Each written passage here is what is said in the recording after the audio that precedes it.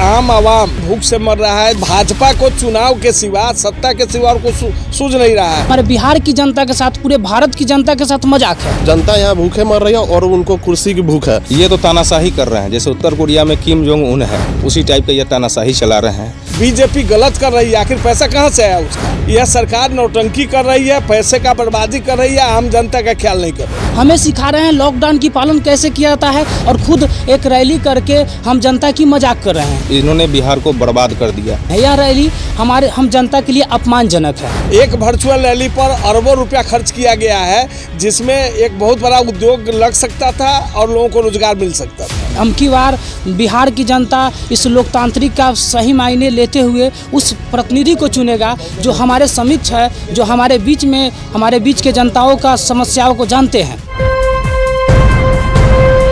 Live TV, सच सबसे आगे।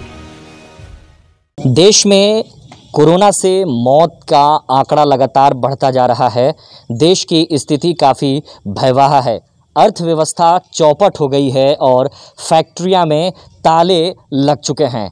लगभग हज़ारों की संख्या में लोग बेरोज़गार हो गए हैं और देश के प्रधानमंत्री नरेंद्र मोदी और अमित शाह चुनावी मूड में नज़र आ रहे हैं। और ऐसे में आज बिहार में वर्चुअल रैली का इन्होंने शुरुआत कर दी है।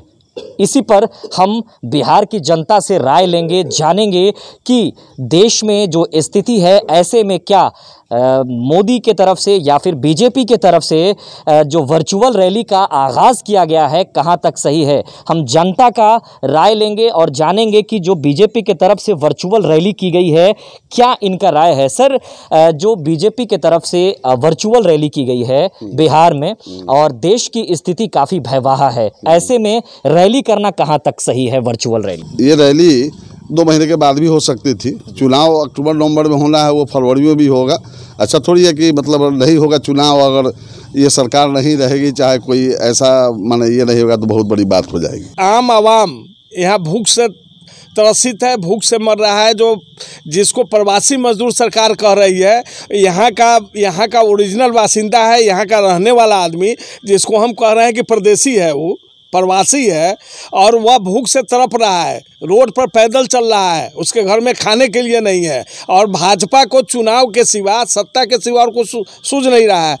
एक वर्चुअल रैली पर अरबों रुपया खर्च किया गया है, जिसमें एक बहुत बड़ा उद्योग लग सकता था और लोगों को रोजगार मिल सकता था। ये रैली कहीं से भी सही नहीं है। यह रैली जो है हमारे बिहार की जनता के साथ, पूरे भारत की जनता के साथ मजाक है। इस कोरोना काल में हम लोग सब लॉकडाउन का पालन कर रहे हैं, पर सरकार खुद लॉकडाउन के उद्देश्य देकर और खुद लॉकडाउन तोड़ रहे हैं और हमें सिखा रहे हैं लॉकडाउन की पालन कैसे किया जाता है और खुद एक रैली करके हम जनता की मजाक कर रहे हैं। हम जनता से मजाक उड़ा रहे हैं और वह लॉकडाउन की पालन नहीं कर रहे हैं। यह रैली हम जनता के लिए अपमानजनक है। ये तो तानाशाही कर रहे हैं, जैसे उत्तर कोरिया में किम जोंग उन है, उसी टाइप का ये तानाशाही चला रहे हैं। इस कोरोना काल में एक दिन भी सीएम नीतीश कुमार कहीं दिखाई दिए हैं बिहार के किसी भी प्रदेश में?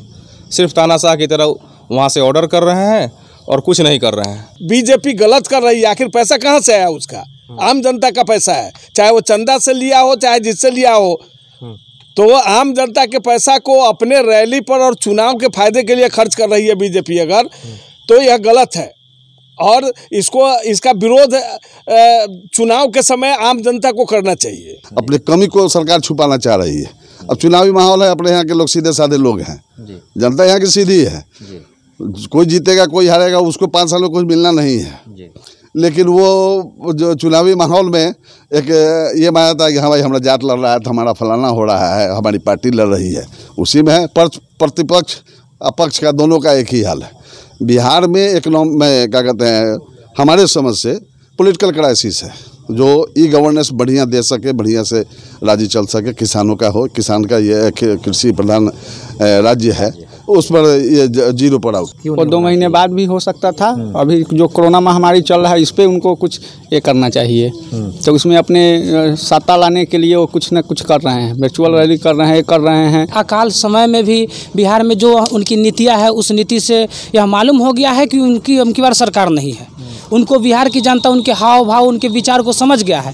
अबकी बार बिहार की जनता इस लोकतांत्रिक का सही मायने लेते हुए उस प्रतिनिधि को चुनेगा जो हमारे समक्ष है, जो हमारे बीच के जनताओं का समस्याओं को जानते हैं। सरकार हर तरह से विफल है। जहाँ प्रवासी मजदूरों को लाना हुआ, वहाँ सही व्यवस्था करना हुआ, खाने पीने का, रहने का या रोजगार देने का, यहाँ से पलायन हुआ तभी प्रवासी मजदूर दूसरे प्रदेश में काम करने गए और उन्हें आने में इतनी परेशानियाँ हुई, उन्हें रहने में परेशानियाँ हुई।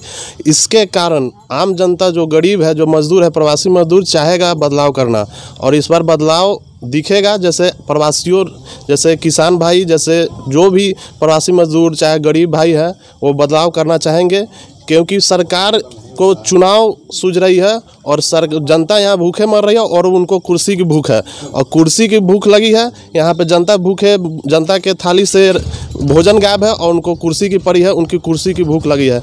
इसके कारण जनता जो सभी एक होकर, यूनाइट होकर, हमको जहाँ पता लगती है कि इस बार बदलाव चाहती है। सत्ता में बीजेपी है, उसकी जिम्मेवारी बनती है कि आम लोगों के सुख सुविधा, रहन सहन, खाने पीने, रहने की समुचित व्यवस्था की जाए, दवा की व्यवस्था की जाए। सभी विद्यालय बंद हैं, विद्यार्थी सड़क पर है और आप कह रहे हो कि इंटरनेट से पढ़ाएंगे। जिस बिहार में लोग भूख से मर रहा हो, आपको इंटरनेट और एंड्रॉयड मोबाइल दिखाई पड़ रहा है। एंड्रॉयड मोबाइल रखने वाले कितने लोग हैं ग्रामीण इलाका में?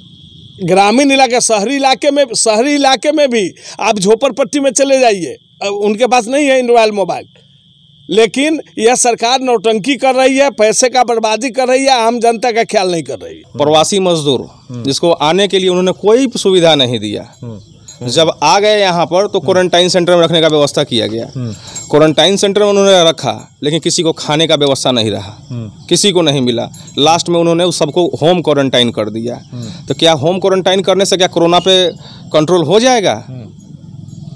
ये कहीं से लायक नहीं है, इस बिहार के लायक है ही नहीं नीतीश कुमार। इन्होंने बिहार को बर्बाद कर दिया। 15 साल से ये सरकार जो है, और सरकार पहले भी जो आई, पलायन नहीं दूर कर पाई, बेरोजगारी नहीं दूर कर पाई। यहाँ पे युवा 27% से 42% यहाँ पे बेरोजगार हैं, और उन बेरोजगारी के कारण ही, अपने रोजी रोटी के कारण ही दूसरे प्रदेश में जाते हैं और उनको वहाँ पे परेशानियाँ झेलनी पड़ती है। और यहाँ पे जैसे कि प्रवासी मजदूर को आने में जितनी तकलीफ हुई है, वो तकलीफ जनता भूलेगी नहीं, और इस बार मैंने बदलाव चाहती है और करके दिखाएगी। का इस बार नीतीश कुमार को आप लाना चाह रहे हैं या नहीं? बिल्कुल नहीं, नीतीश कुमार को। क्यों? क्योंकि वो अपराधियों को, मनोबल को बढ़ा रहे हैं और बिहार में कुछ नहीं कर पा रहे हैं। युवा बेरोजगार हुआ है और वो केवल पटना में बैठ के अपना डिजिटल रैली कर रहे हैं। नीतीश कुमार एक मौसम विभाग, वह जिस प्रकार मौसम बदलते हैं ठीक उसी प्रकार वो भी बदलते हैं। सत्ता के लिए वह किसी भी रूप को धारण करना चाहेंगे। सत्ता के लिए वह चाहेंगे, किसी के भी गोद में बैठने के लिए वह कहीं से भी सत्ता को प्राप्त करना चाहेंगे। इसलिए नीतीश कुमार हम इस छली मुख्यमंत्री के रूप में है। इस देश में 15 साल में जो उन्होंने जो रीति रिवाज से हमारे बिहार राज्य को शिक्षा में कमज़ोर किया है, आज 83% स्टूडेंट पास हो रहे हैं, फिर भी योग्यता देखा जाए और पढ़ाई के मामला देखा जाए तो बहुत ही दयनीय है। अभी स्कूल हमारे यहाँ के पूर्ण रूपेण बंद है कोरोना काल में, लेकिन यहाँ बिहार के मुख्यमंत्री को रैली सूझ रही है। यहाँ स्कूल की पढ़ाई कैसे हो? अमीर के जो बच्चे हैं वह ऑनलाइन पढ़ाई शिक्षा कर ले रहे हैं, ऑनलाइन पढ़ रहे हैं, लेकिन जो गरीब के बच्चे हैं वह आज भी उनको यह ख्याल ही नहीं है कि हम स्कूल भी जाते हैं या नहीं। और नीतीश कुमार इस शिक्षा विषय के विषय में कुछ नहीं बोल रहे हैं और उनको सिर्फ रैली और अपनी सत्ता की लगी हुई है। बिहार की जनता बहुत उम्मीद करके लालू जी के जंगल राज को समाप्त करने के लिए इनको बुलाया, लेकिन लालू जी के जंगल राज को काटने में 15 वर्ष लगा दिए। आज लोग भय, भ्रष्टाचार और भूख से मर रहा है, तो उसमें ये सरकार फेल है। कहीं से भी प्रवासी आ रहा है, इस शब्द का यूज तो मुख्यमंत्री को नहीं करना चाहिए। हमारा घर का बेटा आ रहा है, हमारा भाई आ रहा है, हमारा बिहार का पुत्र आ रहा है, उसको प्रवासी कह करके और उसको अनुदान दे रहे हैं, उसको रोजगार की बात करते हैं और इनके पास कोई उद्योग धंधा नहीं है। ये फ्लॉप मुख्यमंत्री है। तो एक पूरा वर्ग जो है, एक तरह से कहा जाए, जो आज बीजेपी की तरफ से वर्चुअल रैली की गई है, पूरे इसके बरक्स है, लोग इसके खिलाफ हैं। लोगों का साफ तौर पे कहना है कि वर्चुअल रैली या किसी भी तरह का जो रैली है वो रैली महीनों बाद हो सकते थे, 2 महीने के बाद भी हो सकते थे। ऐसी क्या जल्दबाजी थी जिसको लेकर के यहाँ पर आज वर्चुअल रैली की गई। और नीतीश के बारे में जो साफ तौर पे यहाँ के जो पूरा वर्ग था, उन्होंने एक तरफा कहा कि नीतीश कुमार कहीं से भी प्रदेश के लायक नहीं, और इस बार जनता पूरी तरह से बदलाव के मूड में नजर आ रही है। लाइव टीवी, सच सबसे आगे।